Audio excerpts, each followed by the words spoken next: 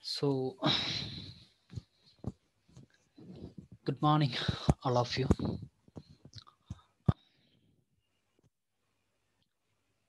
Well, we have discussed archetypal criticism.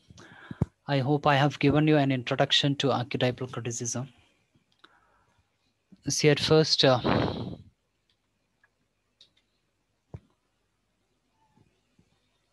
I've given you some movie names, right? Star Wars, Harry Potter, James and the Giant Peach, The Lion King, X-Men, Narnia, The Princess Bride, Aladdin, and The Magical Lamp. And I have asked you a very relevant question, that what is common to all? The answer is they are the same story according to archetypal criticism. So how it is a same story? What is the reason behind it? That is, it is commonly known as the hero's journey. And in the book, The Hero with a Thousand Faces by John Campbell, he first describes the monomyth, the term monomyth, that is a hero's journey, as a structural pattern common to a wide range of mythological and scripture tales from around the world. That is, I've given you another point, like we have lakhs and thousands of films we have so far, but there's a common seven stories behind, or there's a common seven stories behind it. You got it. So it's because of the fact that the monomyth, or archetypes, or the myth, or the stories, or the legends are same to all the universe, or all the groups, okay, or different groups to some extent, we can say. So the same story according to the archetypal criticism, and there's a term related with it, that is a monomyth, that is a hero's journey. Got it. Because a structural pattern is very common to a wide range of mythological and scriptural tales from around the world. I have to tell you a term regarding with that is a myth. We all know what is myth. Got it. So a myth derives from Greek language mythos, which means a story or word. A story or word. And according to Lampardi, 2012, myth, there's a book called Myth is a story which may describe the origin of the world of a people. A myth is a story which may describe the origin of the world of a people. A myth sometimes is explained mysteries, supernatural events, and cultural condition in the story. In several occasions, myth can be described as gods or other creatures, and myth represents reality in dramatic ways. It's just an information, it's just a fact related with myth. It's not not a dictionary definition, but according to Lombardi, myth is a story which may describe the origin of the world of a people. Origin of the world of a people, and myth is surrounded with the culture of the people. Myth is surrounded with the environment of the people. Myth is influenced or surrounded with the culture, or the experience, the tradition of the people. We could say a myth sometimes is explained to mysteries, supernatural events. See, mysteries, that's not specific. Mysteries always mysteries, right? And supernatural events, like supernatural events, why do we have mysteries, supernatural events, and cultural condition, etc.? It is to know the world, it is to know the society, in fact. You know the point. Supernatural events, some superstitions, etc., is or are used to know the world, to know the surroundings. In fact, in several occasions, myths can be described as gods or other creatures, and myth represents reality in a dramatic ways. There are some realities in it to some extent, but it is created or it is designed in a dramatic ways. It is passed in a dramatic ways. To have more details, you can refer this book, William Blake's The Politics of Vision, by Mark Soker. He says myth is a part of a general theory of human expression. A general theory of human expression. So this term is really important. This term is really pertinent as far as archetypal criticism is concerned. You got it. So in this regard, Mark Soker says in William Blake, The Politics of Vision, myth is fundamental, the dramatic representation of our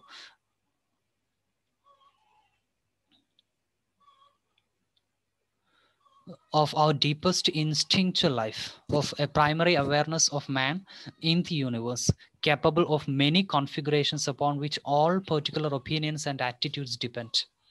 Okay, am I audible to you? Hello? Yes, I think, right? I have asked you the question, what is a myth? I'm just explicating what is myth. So myth is a part of a general theory of human expression. Got it.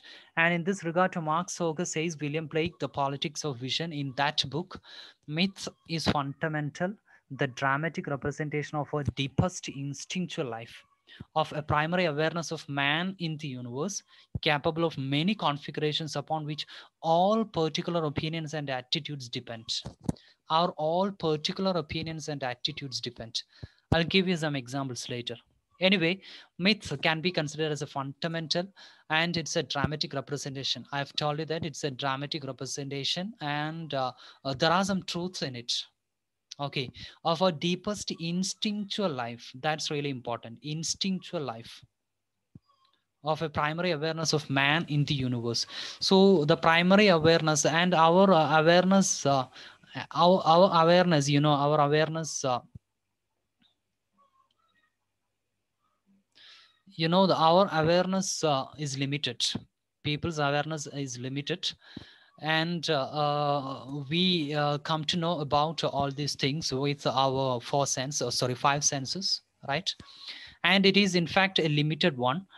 And this myth, the superstitions, supernatural elements, etc., will help you to aware or to understand, comprehend the entire universe. I've told you that myth is universal, and it is why do we use myths, mysteries, superstitions, etc., is to get an awareness on this entire universe, capable of many configurations upon which all particular opinions and attitudes depend. See, I've given you a term like monomyth in the last class. Am I audible to you, Liana?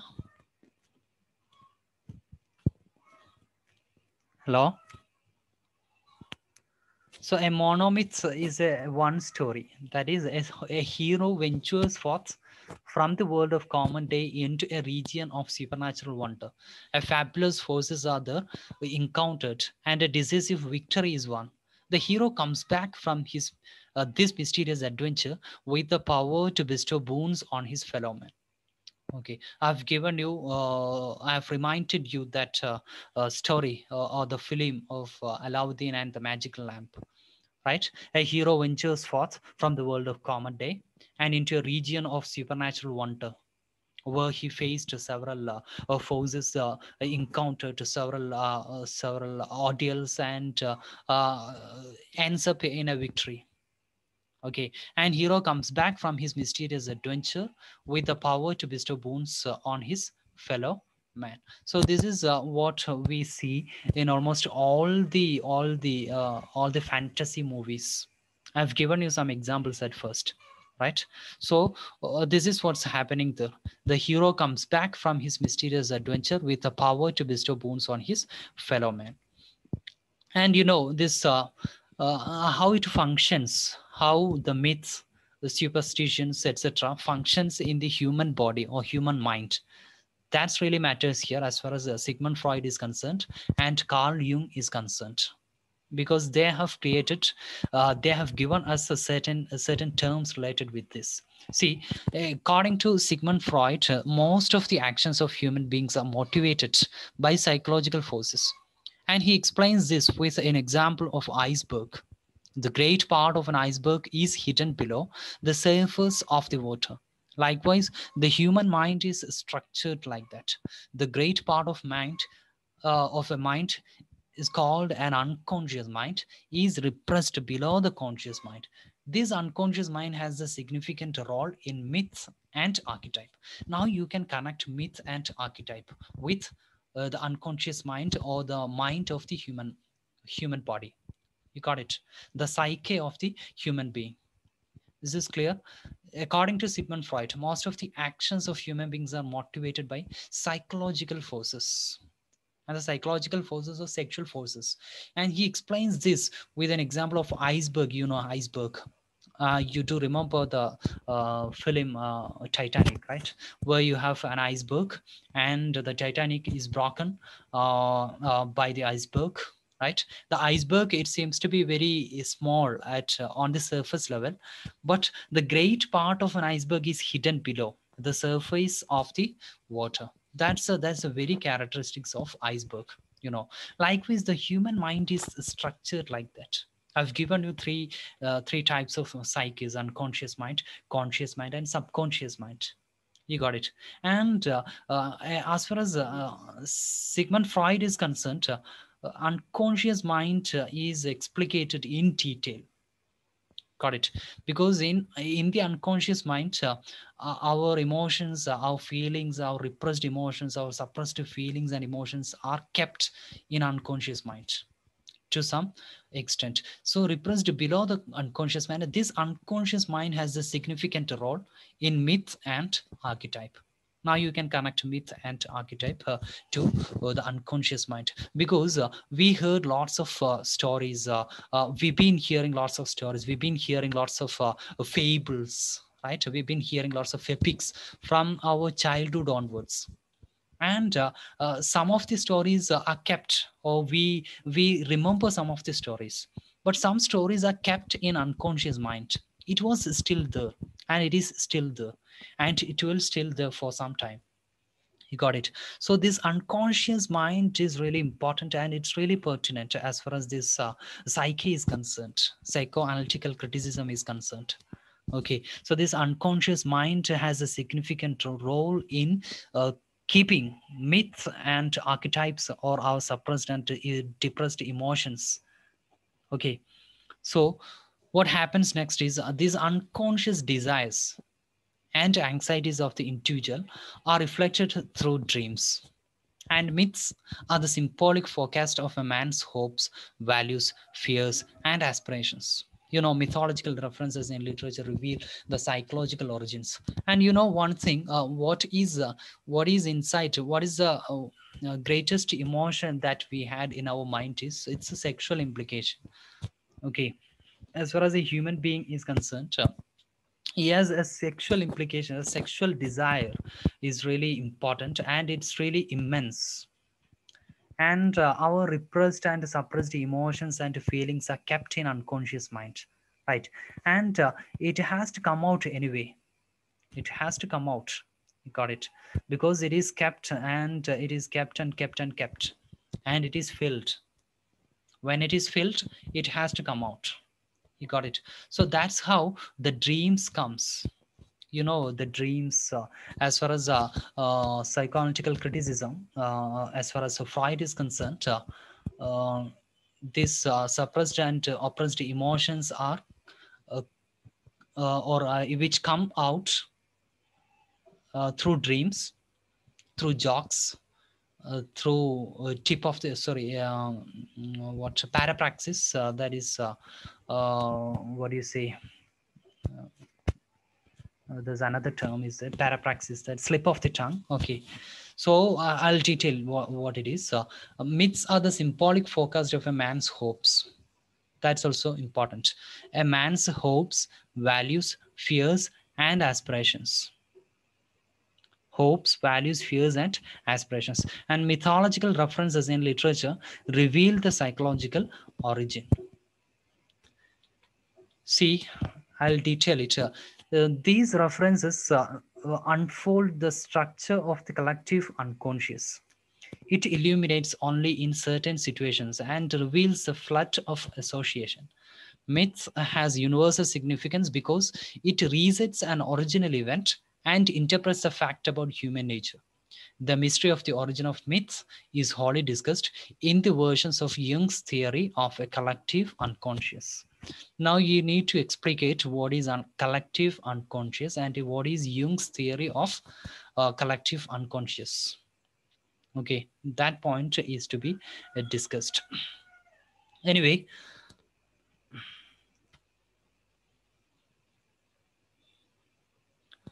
so this I'll give you in the next class.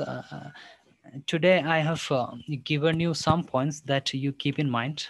I'll just recap it.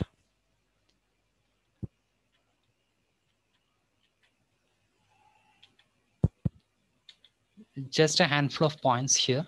So what is myth? And I've given you these images, I mean the films. The common thing as far as these films are concerned is the same story. Okay, the same story. And according to this archetypal criticism, this same story or this monomyth is known as hero's journey. Okay, in the book The Hero with a Thousand Faces by Joseph Campbell, that is a structural pattern common to a wide range of mythological and scripture tales from around the world. You got it. Collective unconscious is a term that is more related to this term, that is monomyth. There is a wide range of mythological and scriptural tales from around the world. And myth derives from Greek language mythos, which means a story or word. According to Lombardi, myth is a story which may describe the origin of the world of a people, and it influences our conditions, environment, surroundings, etc. You got it? Our experience, etc.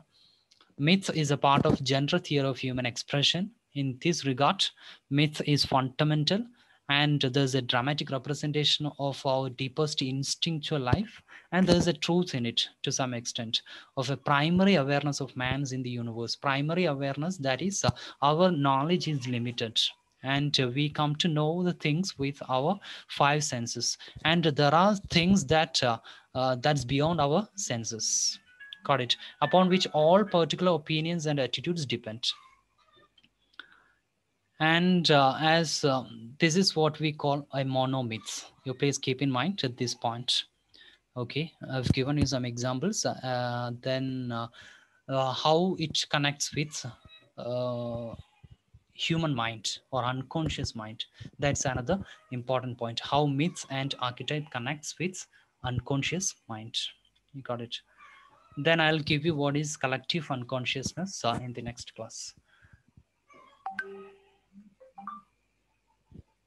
Okay, sir. So